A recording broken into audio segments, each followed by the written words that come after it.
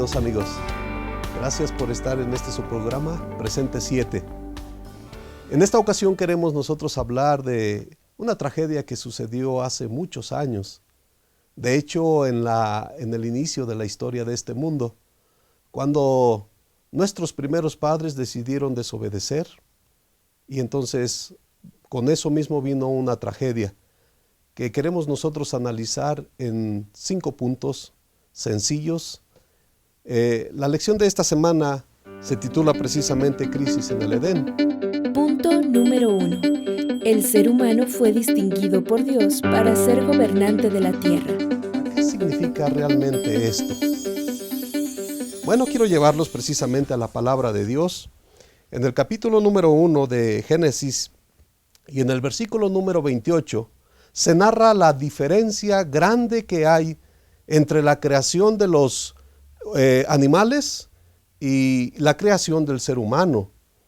En la segunda parte de este versículo dice precisamente que le dio como instrucción Dios a estos primeros hombres: multiplicaos, llenad la tierra y sojuzgadla. Hasta este momento estas indicaciones fueron para animales y también para los humanos. La diferencia se encuentra entonces enseguida donde el Señor le dice a los seres humanos: y señoread sobre los peces del mar y en las aves de los cielos. Y esto fue algo muy exclusivo. Es eso precisamente lo que la lección de la escuela sabática de esta semana nos indica, que ellos eran cuidadores. Ellos fueron puestos ahí en el huerto para que fueran precisamente los que cuidaran todo lo que Dios había creado.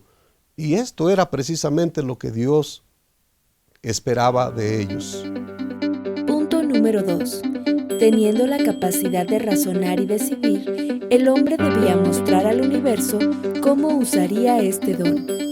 Bien, pues ellos habían recibido la indicación concreta de que había un árbol en el huerto que no podían comer de ese fruto.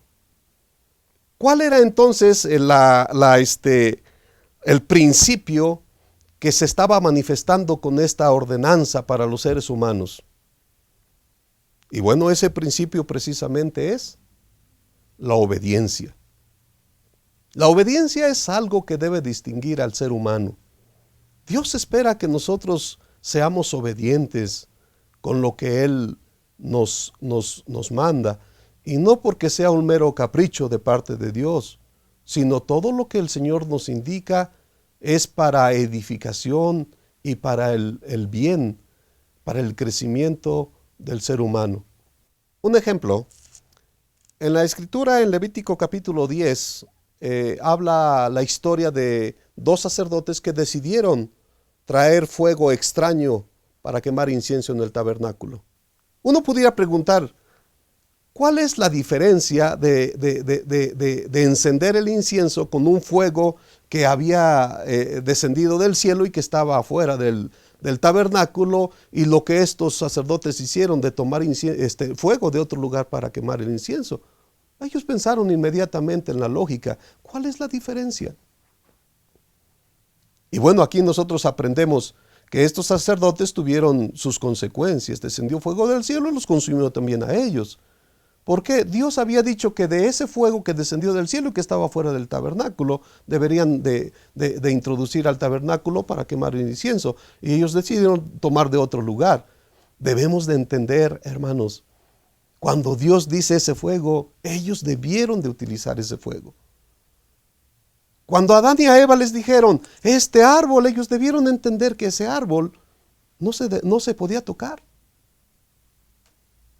Y otros muchos ejemplos, como el día de reposo. Dios dice sábado y a nosotros no nos corresponde andar indagando por qué Dios lo dijo. Simplemente dijo sábado y hay que respetar el sábado. La obediencia es muy importante y es esencial para el ser humano. Punto número 3. Poner en duda la palabra de Dios nos deja indefensos frente a la tentación. Y esta es una realidad. ¿Qué riesgos hay en mezclar la verdad con el error? ¿Qué riesgos podemos nosotros encontrar? Bueno, Lo primero que podemos encontrar, el peligro más grande de combinar la verdad con la mentira, es precisamente la confusión. Uno empieza entonces a confundirse. ¿Qué será esto o será lo otro? Su servidor hace muchos años trabajó en un banco. Las primeras ocasiones cuando yo estaba aprendiendo, la gente me llevaba dentro de una fajilla de dinero un billete de 200 o de 500 pesos falso, y qué difícil era detectar un billete dentro de tantos que fuera falso, dentro de tantos verdaderos. Así que dentro de muchas verdades que vive el adventista del séptimo día, una mentira puede pasar inadvertida. Debemos de tener mucho cuidado cuando estamos viviendo dentro de nuestras verdades, de las verdades bíblicas, pero que de repente no se nos hace tan importante combinar por ahí algo que va por debajo, una mentirilla blanca probablemente, y entonces eso puede traernos mucha confusión. La pregunta número 2 en este punto número 3 es: ¿por qué es peligroso razonar o argumentar con la tentación?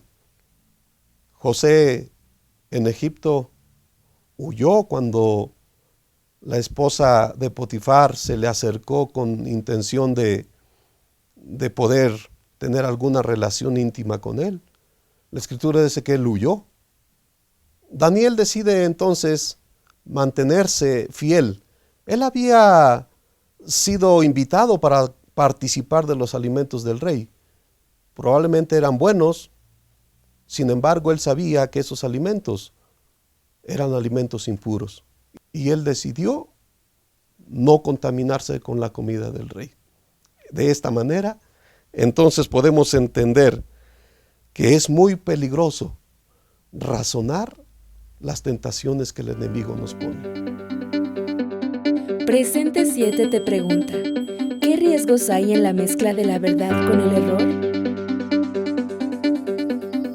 En el marco del conflicto del bien y del mal, existen algunas indicaciones que podemos tomar en cuenta. Por ejemplo, Mateo 24:24, que dice: porque se levantarán falsos cristos y falsos profetas y harán grandes señales y prodigios, de tal manera que engañarán, si fuera posible, aún a los escogidos. Esto significa que Satanás y sus agentes están procurando, a través de fenómenos sobrenaturales, desviar la atención de la verdad de Dios hacia cualquier otra cosa.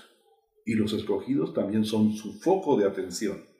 Para evitar caer en estos engaños, se debe tener la lectura permanente, guiada por el Espíritu Santo, de la palabra de Dios. Y segundo, la oración, que ayudará con ello a evitar tener que ver con esos engaños.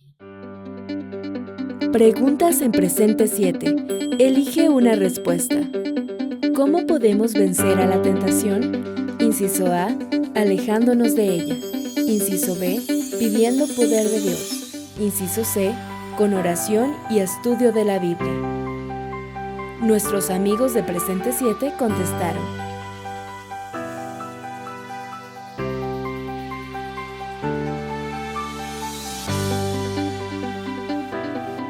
punto número 4.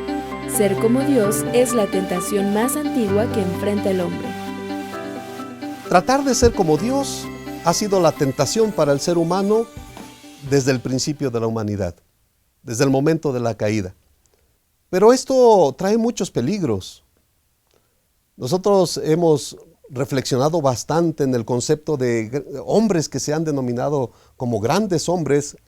Por ejemplo, Hitler pensaba que no necesitaba a Dios, tomó sus propias decisiones y qué tristeza, terminó todo en una desgracia en realidad para el país alemán.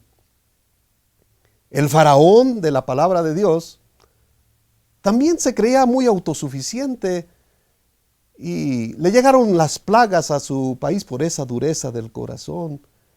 Y quiero decirle también, para nosotros como seres humanos, cuando creemos que no necesitamos ya la conducción divina, porque nos ponemos en ese lugar que solamente le pertenece a Dios, entonces nuestras decisiones lastiman a nuestra familia, lastimamos a la sociedad y todo termina en una desgracia. Punto número 5. Dios nos perdona, pero las consecuencias de nuestros pecados debemos enfrentarlas. Y aquí tenemos una pregunta. ¿Qué consecuencias trajo el pecado en el hombre? Las consecuencias, por lo menos la palabra de Dios menciona 5. Número 1. Se rompió la relación entre el cielo y la tierra, es decir, entre estos primeros hombres y Dios.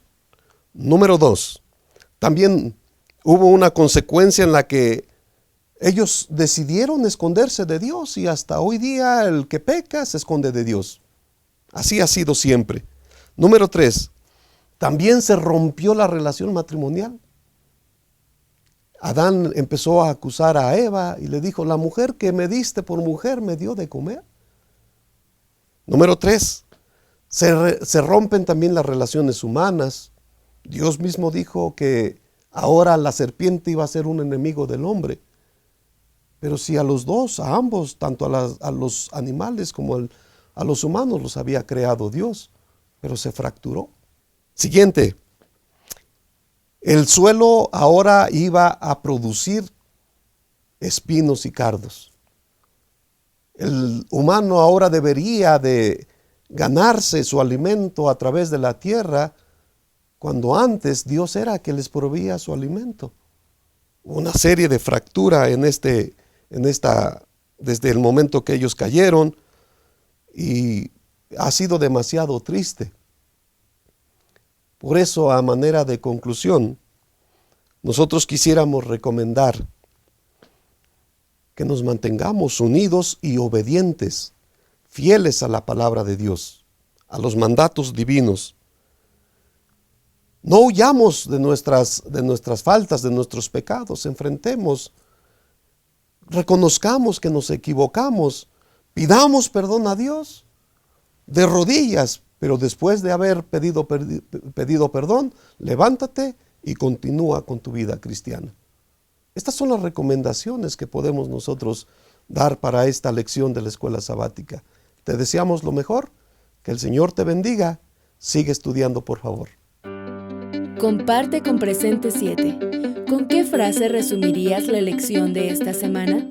Nuestros amigos de Presente 7 contestaron.